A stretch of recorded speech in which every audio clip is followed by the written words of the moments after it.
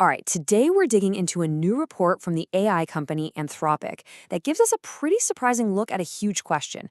Is AI actually taking our jobs? See, they've come up with a whole new way to measure AI's real-world impact. And what they found, well, it might not be what you think. Let's get into it. I mean, this is the question on everyone's mind, right? It's this big, high-stakes concern that feels super urgent and, let's be honest, a little bit scary. But the report we're looking at today suggests that before we can even answer if AI is coming for our jobs, we have a much bigger, more fundamental problem to solve first. Because that's the real challenge, isn't it? It's not about trying to predict the future with a crystal ball. It's about being able to accurately measure what's happening on the ground right now. And as we're about to see, that is way, way harder than it sounds. So here's the game plan for today. We're going to start with why this measurement thing is so tricky. Then we'll look at a new tool to get it right. We'll explore the huge gap between what AI can do and what it's actually doing, see who's most affected, check out what the early data tells us, and finally, wrap up with what this all means for the road ahead. Okay, first up, the measurement problem. The simple truth is, when it comes to predicting how huge economic shifts are going to affect jobs, historically, we're not very good at it. I mean, just look at our recent history. Back in the 2000s, there were these dire predictions that offshoring would wipe out a quarter of all US jobs. It didn't happen. A decade later, you had experts looking at the impact of industrial robots and literally coming to opposite conclusions. Even today, economists are still arguing about the full effects of the China trade shock. The lesson here is pretty clear. These things are messy, they're complex, and they are incredibly hard to nail down in real time. And the report puts it perfectly. AI's impact isn't like a sudden, obvious shock like the pandemic was. No, it's more like the internet or trade with China.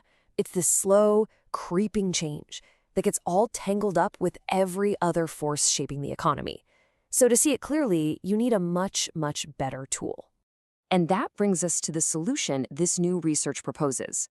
A new kind of yardstick, one designed from the ground up for the age of AI, that can finally measure what's actually happening out there in the real world. So here's how it works. First, they start with this massive government database. It's called ONET, and it lists pretty much every task you can think of for about 800 different jobs. Then, step 2, they go through and figure out which of those tasks in AI could, in theory, make faster. But here's the real breakthrough, the key innovation. Step 3 is to actually measure which of those tasks are really being done with AI in professional settings right now. And this gives us the central idea of the whole report, observed exposure. So this isn't about what AI can do in a lab or in a demo. It is a direct measure of what AI is doing in offices, in cubicles, and on shop floors today. This one metric is designed to show us the gap between all the potential and the reality. And trust me, that gap is where the real story is. Okay, so this brings us to what is, I think, the most important finding in this entire study: the absolutely massive disconnect between what AI is capable of doing and what it's actually being used for today. So, first, let's just look at the potential. These bars show the percentage of tasks that AI could, in theory, speed up. And these numbers are huge. For jobs in computers and math, it's 94% of tasks. For office and admin work, it's 90%. Now, based on potential alone, you'd think a massive disruptive wave was already cresting, right? But now let's add reality to the picture. These darker bars show the observed exposure, what's actually happening. And here it is, the key finding. For those same computer and math jobs, real-world AI is only touching about 33% of those tasks. That huge empty space between the two bars, that's the gap between the hype and the reality. AI adoption is happening, for sure, but it is just a fraction of what is technically possible. Okay, so if adoption is limited but still very real, who exactly is on the front lines of this change? Who is being affected the most right now? Well, the data points to a few very specific roles. Computer programmers are right at the top, which kind of makes sense given AI's new coding skills. After them, you've got customer service reps and data entry keyers. But here is an absolutely crucial point. A full 30% of the entire US workforce, we're talking jobs like cooks, mechanics, bartenders, currently have zero observed exposure. For now, their jobs are completely untouched by this. So what do these most exposed workers look like? Well, compared to workers who aren't exposed at all, they earn on average 47% more money.